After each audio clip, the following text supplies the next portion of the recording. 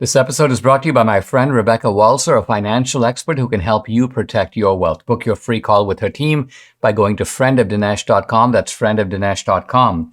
Coming up, another Trump indictment. I'll examine it and argue it reveals a nation that has lost its moorings and is drifting dangerously into uncharted waters.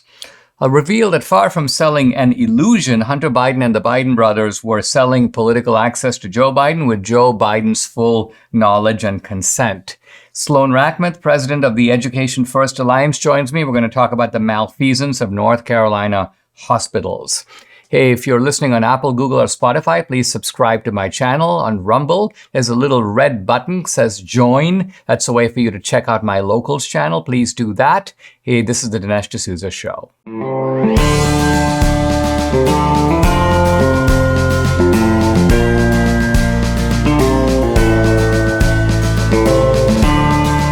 America needs this voice.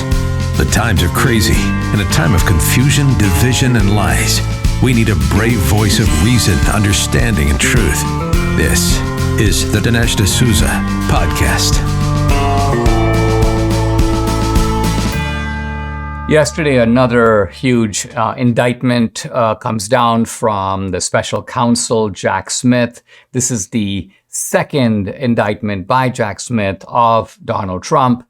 And it's the third major indictment that Trump is facing. So the first one, you recall, the Alvin Bragg indictment in New York. The second one was a Jack Smith indictment over the classified documents. This involves the Mar-a-Lago raid and Trump supposedly hanging on to documents that he had no business hanging on to. And the latest indictment, in my view, the most serious of the three, this is an indictment based upon 4 counts connected with apparently, supposedly, Trump's effort to overturn the 2020 election. Now, this indictment really puts the country into uncharted waters. And remember, it's probably not the last indictment Trump is going to face. There's one more potential indictment, a Georgia indictment, which again could come within days, certainly sometime this month. That's what the Fannie Willis, the Fulton County DA, has said, and that involves Trump's efforts to illegally or supposedly illegally, allegedly illegally overturn the election results in Georgia. Now, last night I printed out this 45-page indictment. I don't believe in sort of surfing an indictment like this, so I think I was telling Debbie tomorrow I might do the whole show on this indictment and go through it in some detail, in part because I think that there is, this is a very worrisome indictment on a bunch of different counts. Let's look at a couple of reasons why that is so. First of all, the Alvin Bragg indictment is on the face of it a little preposterous. Trump is accused of doing a payout to Stormy Daniels. Well, frankly, even if he did, it wasn't illegal to do it. And the other is he supposedly had some business documents altered in order to facilitate the payout. There's an attempt to hitch that case to a campaign finance scheme, so it's a state case that is hooked onto a federal claim of a federal violation. The whole thing is very murky and doesn't look like it's going to carry much substance. Now, the Mar-a-Lago documents, the classified documents indictment is more serious. But again, you got all these other presidents who have classified documents. Biden has classified documents. Biden held on to classified documents much longer. He was very careless with them, much more so than Trump. His documents were in his car, in his garage, or lying all over the place, some of them going back to his days in the Senate. The other point to be made is that the classified documents case is in Florida, and it's being heard by a Trump judge, Eileen Cannon. And she has already shown that she's not going to put up with any nonsense from the Biden DOJ. And all of this bodes well for Trump. But now contrast all this with the circumstances, the general circumstances surrounding this new indictment. First of all, it's an indictment in Washington, D.C. That's bad news because it means you're dealing with Washington, D.C. juries who are notoriously biased against Trump, in fact, have shown in the January 6th cases a willingness to just exercise a kind of political vendetta, go after January 6th defendants, really for what they said, in some cases not even for what they did. If they're chanting USA, USA, go USA, or even the election is stolen, somehow this free speech is criminalized and is treated as some sort of a incitement to violence, even if the defendant engaged in no violence whatsoever. So you got the troubling venue, Washington, D.C. Trump's case has already been assigned to a judge, and it's sort of the worst of the draw. It's this woman named Tanya Chutkan. She's a Jamaican immigrant. She is a leftist. She is an Obama appointee to the court. She is someone who has shown herself willing to give even harsher sentences to January 6th defendants than the Justice Department wanted. Normally, a judge will look at what the DOJ wants and go somewhere in the middle of what the DOJ wants and what the defense counsel is asking for. But in her case, she would use her discretion to exceed what even the venomous Biden DOJ wanted. So a very bad judge for Trump. That's very bad news for him also. And this also affects the date of this trial, because Eileen Cannon, the Trump judge in the classified documents case, has pushed the trial back to next summer, so the summer of 2024, and it could easily be pushed back much further, even past the election. And that's probably what Trump wants. But in this case, I think Tanya Chutkan, like a typical leftist, will try to time the trial to do maximum damage to not Trump's chances of being convicted, but Trump's chances of running for election successfully. So this is an election maneuver by the left. And it is unprecedented in U.S. history. The idea of indicting the presumptive nominee of the other major party, for one party to do this to the opposing party, this is an escalation of a kind that Republicans cannot ignore. If Republicans pretend like there's nothing unusual here, no big deal, we don't have to do the same thing, we're better than you are, we're not gonna stoop to your level. This is really the death knell of Republicans, because if Republicans go, well, we're not going to impeach Biden because that's going to create a sort of standard that if you don't like a president, you're going to impeach him. Well, that is the Democratic standard. That's the standard that they apply. And there's no reason to think it's going to begin and end with Trump. So Republicans need to be very vigilant, very on guard, and be willing to strike back using the power that they do have, or as time passes, they will find that they have no power left at all. Debbie and I are on a great health journey, but we still struggle to eat enough fruits, veggies, and fiber. Lucky for us, we discovered Balance of Nature, and there's no better way to get all your fruits and veggies plus fiber than with Balance of Nature. This is Balance of Nature's fruits and veggies made from fresh whole produce. The produce is powdered after an advanced vacuum cold process, which stabilizes the maximum nutrient content. And the Balance of Nature fiber and spice right here, a proprietary blend of fiber and 12 spices for overall and digestive health. Start your journey to better health right now. This is the final week to get a free fruits and veggies travel set plus $25 off your first order as a preferred customer when you use promo code America. Call 800-246-8751. That's 800-246-8751, or go to balanceofnature.com. Use discount code America. I'm continuing my discussion of the Trump indictment, the indictment on January 6th, or the indictment on illegal efforts by Trump supposedly to overturn the 2020 election. I'll be going into the claims and charges specifically in more detail. By the way, this is not just a case against Trump. There are 6 unindicted co-conspirators. So these people haven't been named, but the charging documents talk about an attorney who worked with Trump to do this and a consultant who worked with Trump to do that. So presumably indictments will come down against those people also. We don't yet know who they are. But I want to focus now on the heart of this claim on the part of Jack Smith. It is not just that Trump claimed that the 2020 election was stolen. It's not just that Trump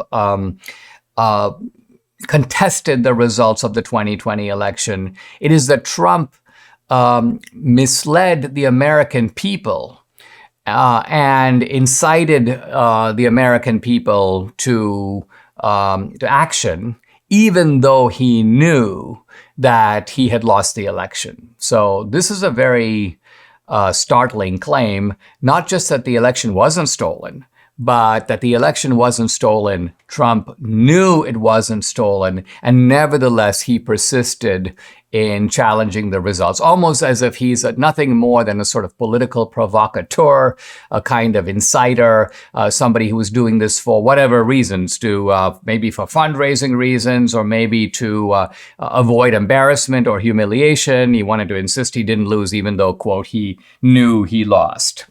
Now, let's go to the heart of that matter and ask the simple question: did Trump know that he lost the 2020 election?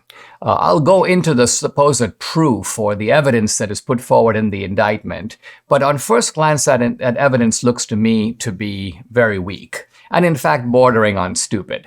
Why? Because it's essentially Trump claimed X, somebody else told him Y, therefore Y is true, therefore Trump should have believed Y, and since Trump continued to say that the election was stolen, he obviously had been told by Y and therefore knew from Y that it hadn't been stolen, and therefore Trump was lying.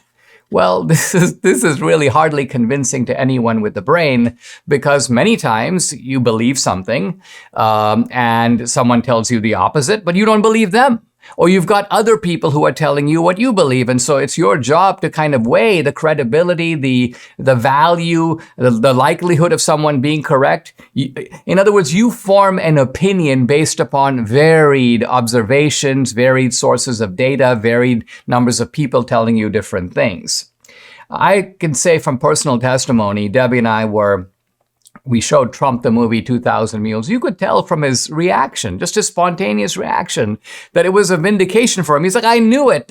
Here you go. Here's the evidence. Here's more evidence than I've ever seen before. So Trump is reacting in a way that makes it really clear. And then he seemed almost downcast at the end of the screening. He's like, I just feel very sad for my country. So you can see here that Trump fully believes the election was stolen, sees in our film, which of course comes much later, in 2022, a kind of vindication of that sincere belief. And then in the Mar-a-Lago premiere, which occurred a few weeks later, the same thing. Trump is reacting. He's seen the movie once, but he's now giving further commentary. He's sitting right next to me. And again, if there's one thing that the guy believes for sure, it's that the 2020 election was stolen from him. He believed that from the beginning. He's believed that all the way. He believed that when he saw 2000 Mules, and he believes it still. So the idea, if your premise of your whole case is that Trump knew that the election wasn't stolen, you're off to a really bad start.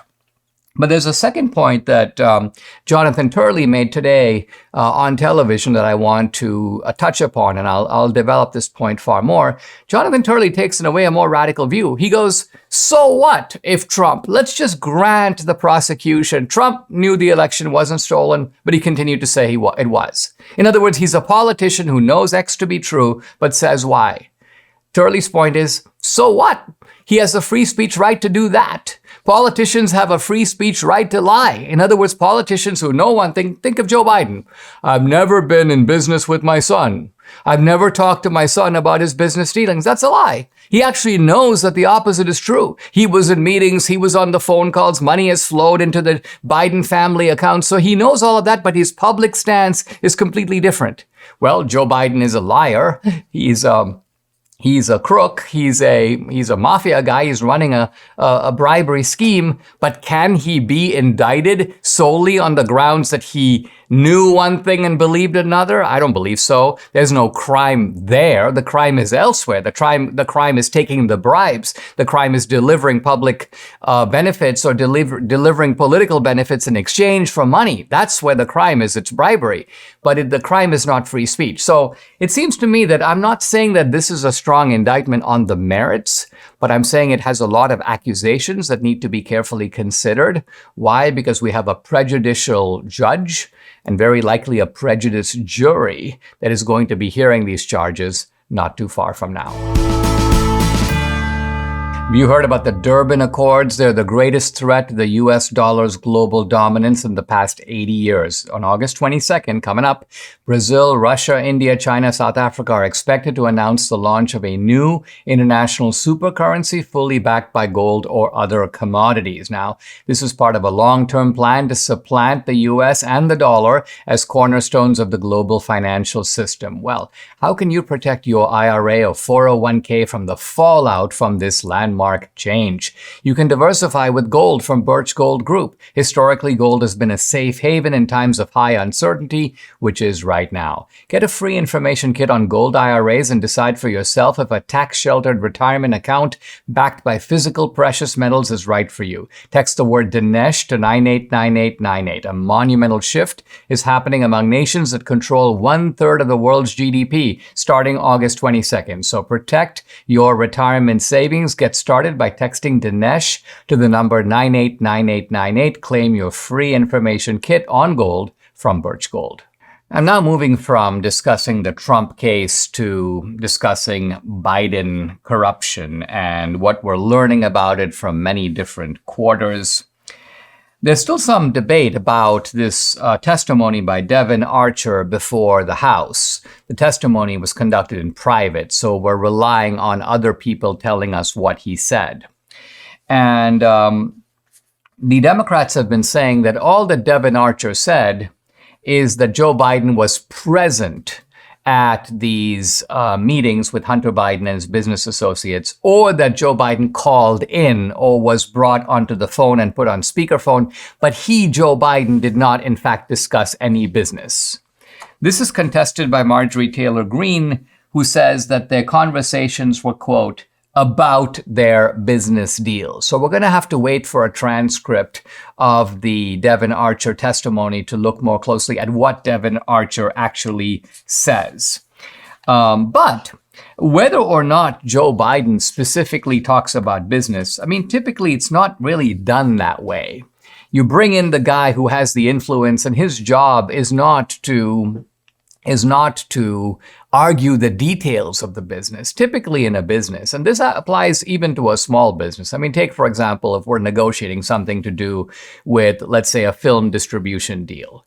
We have a small film team. We negotiate all that out. And then I might show up, and my goal is basically to say some niceties, to look over maybe some of the key elements of the deal, to shake hands, and then the signatures are all performed later. The point being that Joe Biden is the man providing the access, getting the job done.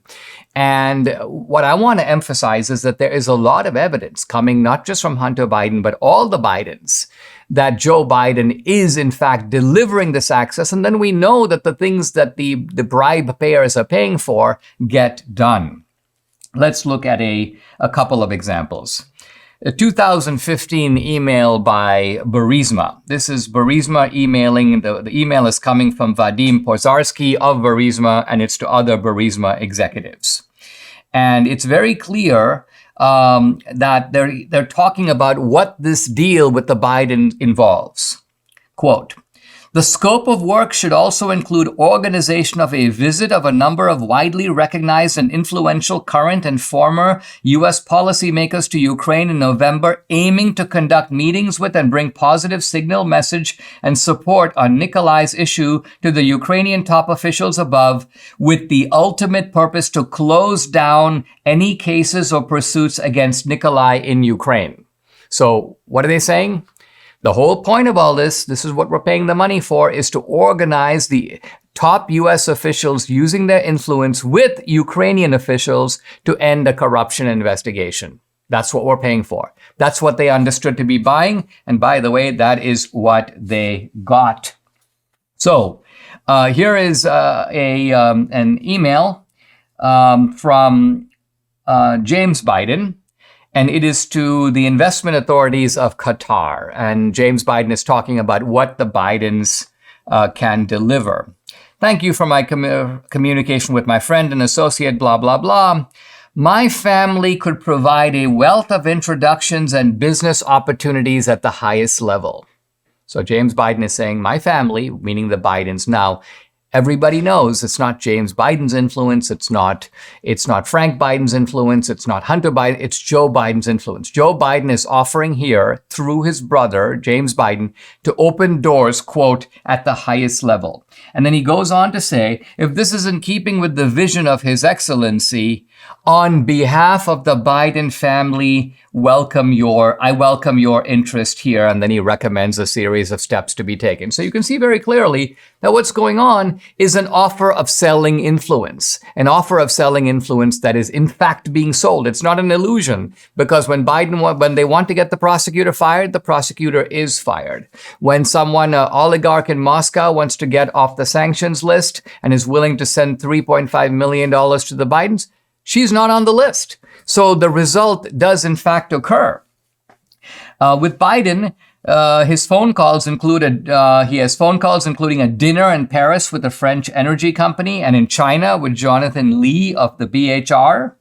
He attended a business dinner, this is the one I just referred to, with his son Hunter and associates at Cafe Milano in DC. Elena Baturina, a Russian oligarch who is the widow of the former mayor of Moscow, attended the dinner. And we talked about the business that she had. So Devin Archer, in a way, summed up the whole business when he said that what the Bidens were selling is, quote, the brand. So Joe Biden is the brand. Hunter Biden is not the brand. People don't want to buy the reputation of a coke addict and a user of prostitutes or a guy who's like totally spinning out of control. They're buying the influence of Joe Biden. That's the brand that is being sold, very similar to Nike or any other brand, except in this brand, there are no products. There are no Nike shirts. There are no Nike shoes. There is just political influence that is being sold. And so the notion that is now being the kind of fallback position of the left, Joe Biden was there. Yeah, he was in attendance, but he wasn't doing business. Everybody else thought he was. The other Bidens thought he was. The people who paid money for the influence thought he was, and they got what they paid for. Bank failures, record inflation, spy balloons, mass layoffs. It's a recipe for disaster if your investments are with a typical financial advisor. But my friend Rebecca Waltzer is different. You've seen her on the podcast. She's just got a very canny grasp of the world economy and the U.S. economy. She's a wealth strategist, a tax attorney. She has a global MBA from the London School of Economics. Rebecca told her clients to get out of equities back at the end of 2021. She got it right when most advisors got it wrong. And who had to pay the price? Well, you as the consumer. So don't let blind loyalty leave you losing money. Call Rebecca Waltzer's office today to protect your wealth from the market uncertainty. Debbie and I did a call with Rebecca's team, and we're moving ahead. Go to friendofdinesh.com to book a call with Rebecca's team. That's friendofdinesh.com to protect your investments and your future. I'm continuing my discussion of Biden family corruption, starting with the man at the top, the head of the family, Joe Biden himself. Here is a statement that Hunter Biden made to a group of Chinese business associates. Quote, "The Bidens are the best at doing exactly what the chairman wants." Now, the chairman here is not Chairman Xi. We're not talking about the head of China. We're talking about the chairman of the company that Hunter Biden is doing business with on behalf of the Biden family. And he says, not I, Hunter Biden, but the Bidens, all of us, are the best at doing exactly what you want. So in other words, we will perform the task for you. You're not just paying for a photograph with Joe Biden. You're not paying even to go to the Lincoln bedroom. You're not paying for attendance at the state dinner. This is not ceremonial. Whatever you want, we are the best. Meaning there are other people who might be selling influence, but nobody does it like we do. We are sort of the Rembrandt of this criminal art form. That's really what Hunter Biden is saying. And that spells it out beautifully. Now, interestingly, the Bidens are ruthless at carrying out their mafia operation. And while Devin Archer was included in that operation, a really good friend, by the way, of Hunter Biden, and you can see this in the way that they address each other. They're like, buddy, hey, pal. They talk to each other like good friends. And I want to give you a window of the kind of talk that they exchanged with each other, which is all now coming out because it shows you the inside of this criminal operation. It's kind of like going into the mafia and seeing what they do. Wow, listen, they're making meatballs while they're plotting on killing this guy. Hey, look, this is how they function in their ordinary life. So here's a text exchange between Devon Archer and Hunter Biden. Why did your dad's administration appointees arrest me and try to put me in jail? Just curious. Some of our partners are asking out here. Why would they try and ruin my family and destroy my kids and no one from your family sidestep in and at least try to help me? I don't get it. And I'm depressed. Bunch of these Asians getting in my head asking me the same, so just curious what I should answer. So here's Devon Archer. They went after him, the Biden DOJ. Now, not in anything to do with the Biden family corruption. They carefully stayed away from that. They've been covering for that. But they went after him for doing some shady deals, supposedly, with an Indian tribe. And here is Devon Archer going, hey, listen, they prosecuted me. They want to send me to jail. What's up? I'm your friend. Why doesn't your family intervene on my behalf? Here's Hunter Biden's reply. Hunter Biden goes, and this is almost unbelievable in its pomposity, its duplicity. Quote, it's democracy. Every president's family is held to a higher standard. It's the price of being the most powerful group of people in the world. The unfairness to us allows for the greater good. I mean, I don't even know what to say. And first of all, I'm not even putting myself in the place of Devon Archer. Think of what he thought reading this absolute madness, this gobbledygook, this attempt to rise. Oh, listen, Devon. Well, first of all, follow the logic of it. Every president's family is held to a higher standard. So what Hunter Biden is saying is, our family would like to help you, but we can't help you. You know why? Because any other family could help you. If this was a case where you were in a business, the CEO of the business would help.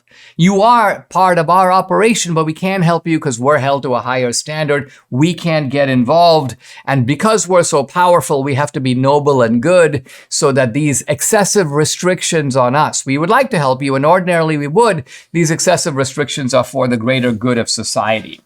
And then more from Hunter Biden. Every great family is prosecuted in the U.S. He says, not one or the other. It's prosecuted in the U.S. You are part of a great family. So he's implying you're one of our, and he is. Devon Archer is in the Biden crime family. Not a sideshow, not deserted by them, even in your darkest moments. That's the way Bidens are different, and you are a Biden. Now, this is very important here because, I mean, if you've seen Goodfellas, if you've seen The Godfather, it's very important for the Corleone family to try to convince other people, Luca Brasi or Tessio or Clemenza, hey, listen, you're not just Clemenza, some guy who works for us. You are part of our family. We're going to treat you as a family. This is mafia talk. Very interesting to see it surfacing here. It's the price of power, and the people questioning you truly have none, whereas you do through perseverance and poise. So you're a better man than they are. You sort of should just endure what you're going through. We're not really going to do anything for you, but you can rest assured that we care about you. You're part of our operation. You are a Biden, so buck up and sort of face the music. And so this is a very, to me, a kind of eye-opening look, a window into this criminal operation known as the Bidens, how they relate to each other, and the important place of Devon Archer. But you can also see here how they sort of didn't help Devon Archer at a time when he thought he needed help. And this may be part of the reason why Devon Archer is like, well, you know what? I'm going to show up before the House Oversight Committee and tell them what I know. As you get older, aches and pains start kicking in, and if you need some relief, we have a Relief Factor solution for you. Debbie and I started taking Relief Factor a couple of years ago. The difference we've seen in our joints, nothing short of amazing. Aches and pains are totally gone thanks to this 100% drug-free solution called Relief Factor. How does it work? Relief Factor supports your body's fight against inflammation. That's the source of aches and pains. The vast majority of people who try Relief Factor become regular customers. They order more because it works for them. Debbie is a true believer now. She can do exercises, planks, and push-ups, and so on that for a long time she wasn't able to do. So Relief Factor has been a big game changer for her, her aunt, other members of our family, Mike, here in the studio, and for many other people. You too can benefit. Try it for yourself. Order the 3-week quick start for the discounted price of just $19.95. Go to relieffactor.com or call 800-4RELIEF to find out more about this offer. The number again, 800-4RELIEF, or go to relieffactor.com. Feel the difference. Hey guys, I'm happy to welcome to the podcast a new guest. Her name is Sloan Rachmuth. She's president of Education First Alliance based in North Carolina. She's an investigative journalist. She covers education issues, healthcare issues, and she has been uncorking some major findings about North Carolina's hospital system and also North Carolina politics. Sloan, welcome to the podcast. Delighted to have you. Let's start by giving our listeners and viewers just some sense of the landscape in North Carolina and what kind of got you on this track of investigating what these hospitals are doing. Well, thank you very much for having me. And North Carolina it's dubbed the state of education and medication for a very good reason. We've got about 800 biotech companies, so major employer. We have twice the national average for pharma manufacturing. A lot of people don't know that. We've got 3 top-tier research universities, 5 medical schools, soon to be 7. So it's probably no surprise that we have become the mecca, if you will, for child sex change procedures. But this is very interesting. So we're the medical industrial complex. So we've got that, but it's juxtaposed against the population here in North Carolina. We're second only to Texas in terms of rural population. So it makes up about 55 to 60% of the people here that live in the mountain communities, farming communities. And, you know, we're center right and we're in the Bible Belt. So on the one hand, you've got this highly concentrated, if you will, system that's pushing down on the population things that they simply don't want. I mean, goodness gracious, 99.9% of the American population doesn't want offered to their children, 2, 3, 4-year-olds or all ages, screening for transgenderism, which is what we have here in the state. Now, Sloan, let's walk through this because you as a journalist, as somebody who is interested in education, and I take it that part of what you're saying is this isn't just the medical community. Is it the medical community sort of in alliance with the sort of academic community in the sense that I'm assuming where did the therapists all come from? Well, they come from academia. Where's the propaganda being drummed into children? Probably in the schools. And then you have the hospitals. So is there a kind of are these two kind of massive industries in North Carolina working in concert toward a common and in some ways mutually profitable end? Absolutely. And we call it the classroom to operating room pipeline. And it is in full swing. And the way that works, yes, is academia. So if we back up and we go back to 2015, here in North Carolina, we were battling the first ever bathroom bill is what they called it. It was HB2. But it was a bill meant to keep men out of women's spaces, men out of girls' spaces. And so exactly at the time that started, Duke University opened its clinic for children. They called it Children and Adolescent Transgender Clinic. And so we see right away that they were going to weaponize children in their war for Marxism. And that's what they did. Forget about, reckless treatment of children. And then we saw UNC follow. We've seen others, and now we see ECU, which it's interesting because ECU, Eastern Carolina University, it provides the lion's share of our primary care physicians and rural healthcare physicians in the state, but also throughout the country. And they're looking to be a mecca for child sex change procedures. And to your point, they're marketing it through school. So, the left is in an uproar about marketing e-cigarettes to children, but they have a direct-to-child marketing program in communities all over this state.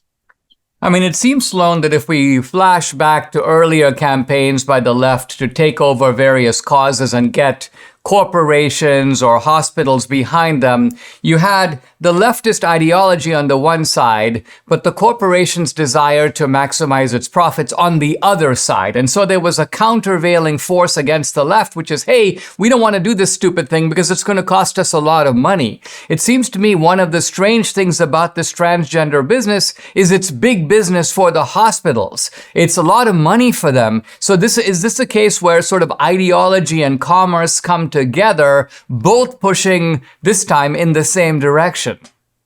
Yes. I mean, if we look at Eastern Carolina University, and this is a big one we've been in because it's responsible for the health of 1.5 million rural citizens in 29 counties. And this is going on across America. This is by no means isolated, but they're facing, $100 million loss last year.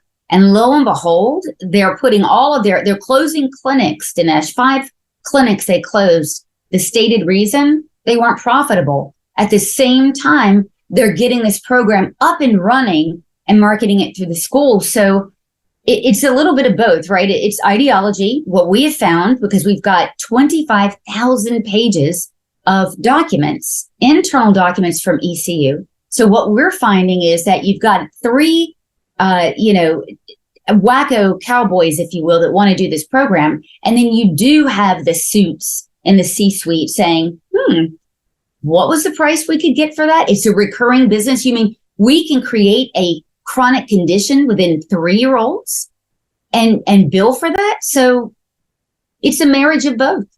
Wow. Let's take a pause. When we come back, more with Sloan Rachmuth. She's president of the Education First Alliance in North Carolina. By the way, on Twitter, at Sloan, SLOANRACHMUTH. And the website, edfirstnc, North Carolina, edfirstnc.org.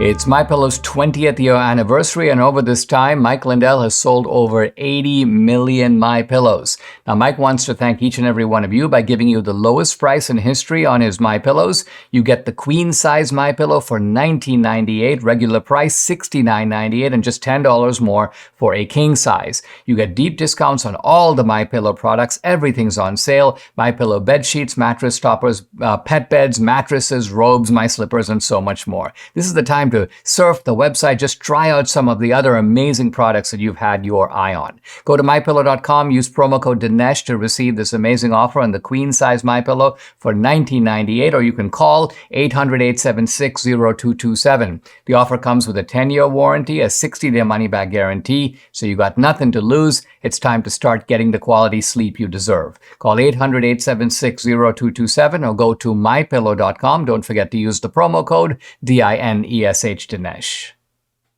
I'm back with investigative journalist Sloan Rachmuth. She's president of the Education First Alliance in North Carolina. We're talking about what's going on in the educational system, but also in the medical system in North Carolina. Sloan, I remember surfing social media. This is a few weeks ago, and I see all this stuff that you're posting about Duke University, and I'm not sure if it was UNC at the same time, but we're talking about prestigious hospitals in North Carolina affiliated with universities, and they're talking about transgender surgeries and puberty blockers and so on, extending to children of a very young age. Can you talk about how bad this is? We're not just talking here about teenagers and adults, right? We're talking about kids at a much younger age. Well, surgeries are not performed on young children. I don't think that's going to happen anytime soon. But I will say, here's the evidence we have.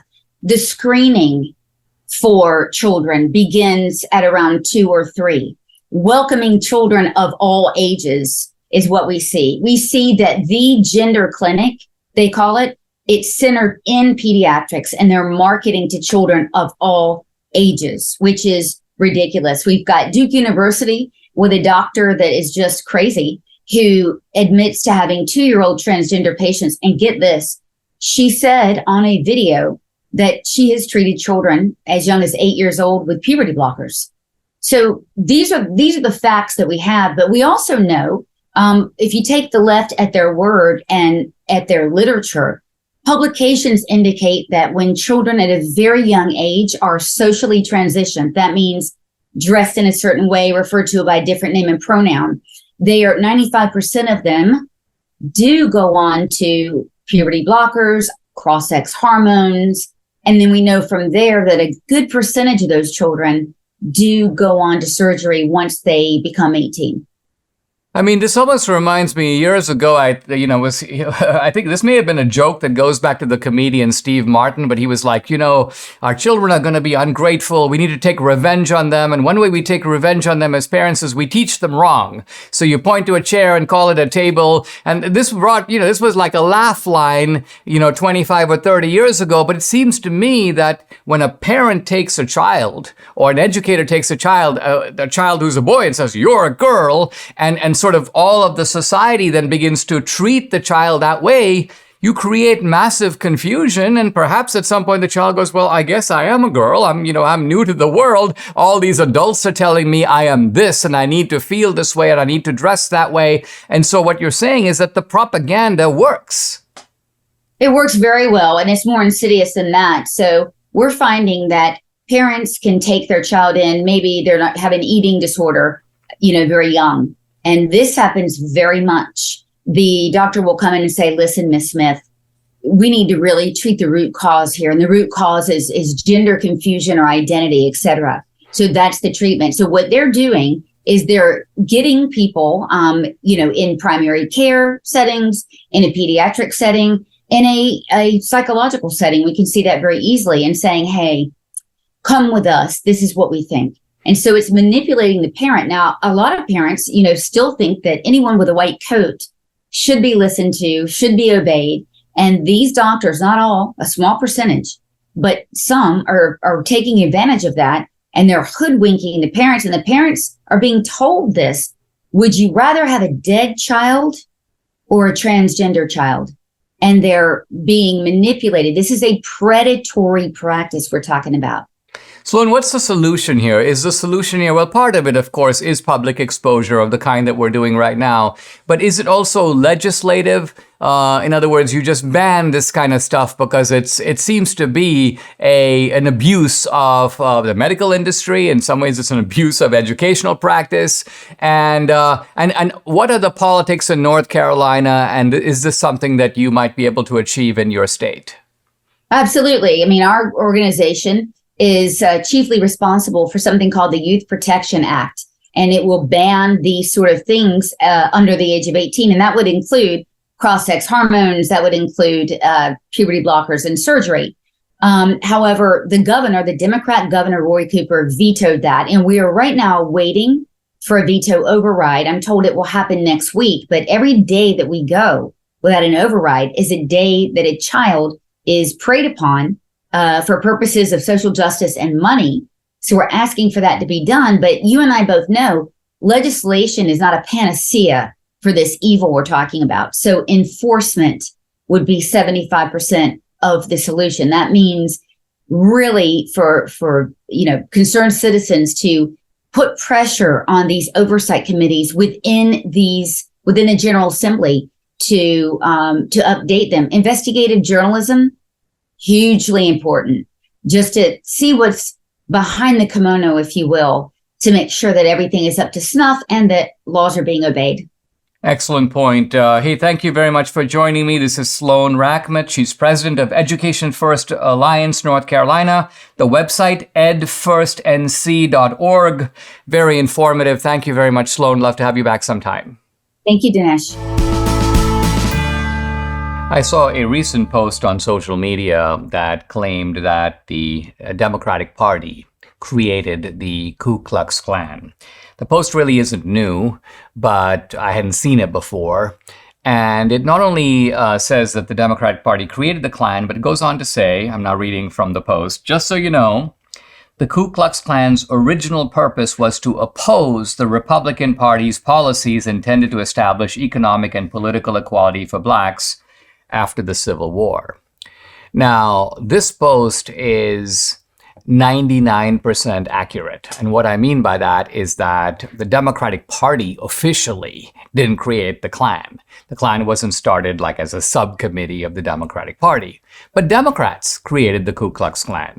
Not only did Democrats create the Ku Klux Klan, but when the Ku Klux Klan was put out of business by Republicans through the Force Act, this is going back to the 1870s under President Grant, then the Ku Klux Klan was revived in the early 20th century by a progressive Democratic president, namely Woodrow Wilson, and all of this is well established in the record. But here's PolitiFact looking at this claim in an post for PolitiFact. It's called "No, the Democratic Party didn't create the Ku Klux Klan." Now, if PolitiFact went on to say, well, listen, all we're saying is the Democratic Party officially didn't create the Klan. Yes, it was Democrats and so on, but no. Basically, PolitiFact is trying to challenge the claim itself. And I want to go through this challenge to show you how bogus these fact checkers are. In this case, the fact checker we're talking about is Ciara O'Rourke. She looks like she's 27 or 28. And she knows very little, as it turns out, about Democrats or about the Ku Klux Klan. Here's what she says. She says that the group's founding is murky. Well, all groups' founding is murky in the sense that until the group becomes large, not a whole lot is known about the original founders. But it is known in this case that one of the early founders of the Ku Klux Klan was Nathan Bedford Forrest, a Confederate general who also happened to be a prominent Democrat. In fact, he was a delegate to the Democratic National Convention. That is conveniently left out of the PolitiFact fact check. Now, she does go on to say, quote, historians generally agree it was founded by a handful of Confederate veterans in Pulaski, Tennessee. That's true, but what was the political affiliation of those Confederate veterans? Answer, they were Democrats. And that's the point, is you can't say, well, this guy says it's the Democrats, but it was really Confederate veterans. Yeah, it was Confederate veterans who were Democrats. So this is what PolitiFact acts like by calling them Confederate veterans. They've somehow moved the responsibility over to Confederate veterans. Now, I read on. One historian confirmed there is a historic link between Democrats and the KKK. Okay, so PolitiFact has to backpedal here a little bit because they know that there's a close tie between the Klan and Democrats. By the way, a tie that extends over like 50 years. Many angry Southern whites during the 1860s and 70s were Democrats, and some joined the KKK. But then it goes on to say that the two parties switch sides. Quote, the Democratic Party of the past is not the Democratic Party of today. Now, I want to stop right here because I want to point out, and of course there's more here, the platforms of the two parties reversed each other in the mid-20th century. All of that is itself bogus, but it's a topic for another day. But my point is not that it's bogus, it's completely irrelevant. If two parties switch sides, it doesn't change the origins of the Ku Klux Klan. It doesn't change who formed the Klan, who built the Klan, and so on. Let's look at an example. If I'm living across the street from a serial killer and all the crimes were committed in his house, and then by some peculiarity, we swap houses. I buy his house, he buys my house. So the two parties have switched sides. But does that mean I now killed all those people? Of course not. I didn't do it. He did it. It doesn't matter if we switch sides later because the original crimes, which is what we're talking about here, were perpetrated by him in his house. So this is the fallacy of somehow arguing that somehow the two parties switch sides and therefore supposedly the guilt of what the Democrats did with the Klan. I mean, think about it. All the burnings, the lynchings, the blocking of black people from voting is now somehow mysteriously transmuted over to the Republicans. So this is the sort of level of argumentation, or should I say sleight of hand, that is used by these fact-checking websites. And therefore we come to the preposterous conclusion here, which is context matters. The anti-black Democratic Party of yore. Who talks like this? The anti-black Democratic Party of yore. What is this? Is not the party of today. Well, in some ways, yes, the Democratic Party has changed. Issues have changed. changed. Technology is different. We're living in a completely different century. So nobody's claiming that the Democratic Party is the same as it was at that time. But the point is, the Democratic Party does have some of the same ideals. It does have some of the same corruption. It does have some of the same brutality. So a party can change in some ways while retaining a certain immoral thread that stretches through time. And thus we come to the preposterous conclusion: we rate this statement false. Now, very interestingly, if you take an almost equivalent statement that pushes on the other side, see, this is a side that puts the blame on the Democratic Party. If there was a claim putting the blame on the Republican Party, they would be hasty and eager to rate it true. They would have a few qualifications, but we rate the statement true. So the same statement is true in one context and false in another. And this is the sorry state of fact-checking in the country today. Subscribe to the Dinesh D'Souza podcast on Apple, Google, and Spotify, or watch on Rumble, YouTube, and SalemNow.com.